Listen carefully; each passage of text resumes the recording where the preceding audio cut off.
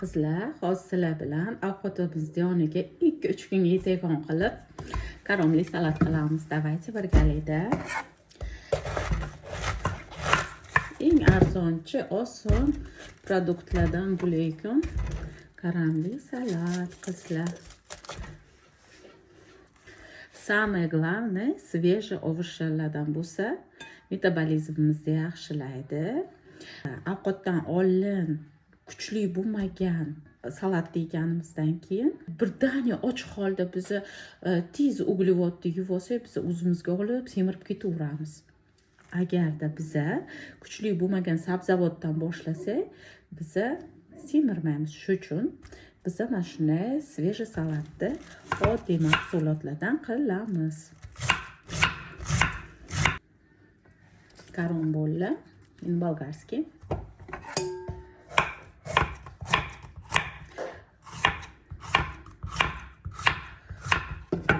Огурчики.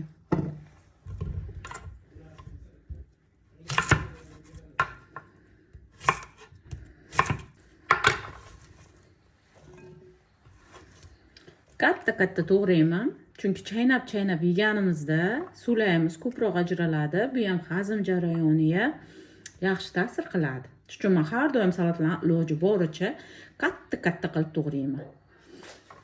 Qizlar, markovni to'g'rashni yomon ko'raman, shuning uchun tyorkadan foydalanamiz, xo'p.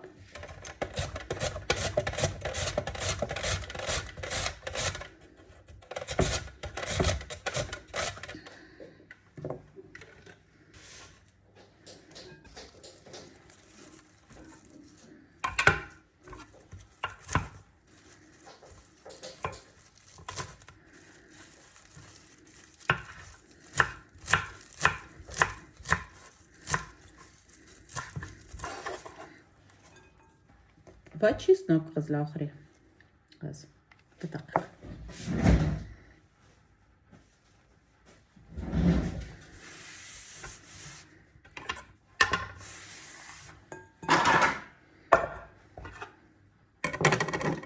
To'rtta chesnok sug'uramiz. Qizlar, men katta to'g'rayman, chiroyli bo'ladi va ham suvlak yaxshi ajraladi, lekin oilalaringizda qariyalar bo'lsa, chaynashga qiynalsalar, mayda qilib qilaveringlar.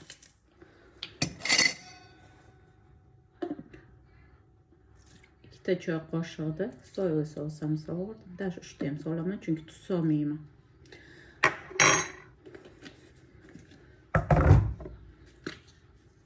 Черный перец, qora qalampir, murch deganim.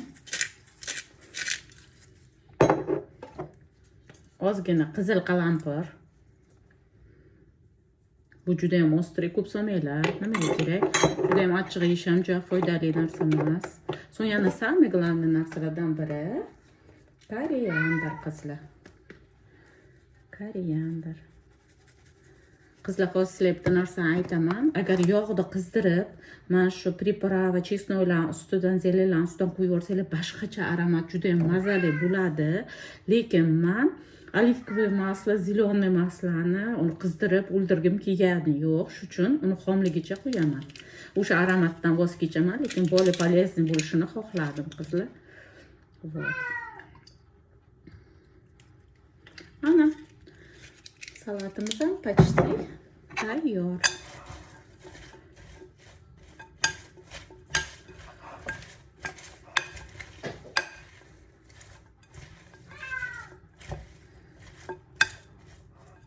Birga yeb ko'ramiz, qizlar.